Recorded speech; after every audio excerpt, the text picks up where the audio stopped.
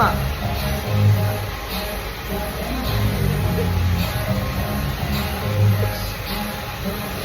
ပြောကြတာ အဖွားကြီးလင်ရဖို့ရေတို့ရေ သူ့အတွက်သူကပါရမီပြည့်လက်ပြသူ့ရဲ့ first date ပြေးပြီသူ့ရဲ့ first date တိုက်စိတ်ကိုဘိုကင်ယူထားပြီးရ ဘေးဘေး မမလဲလို့တော့မပြောဘူး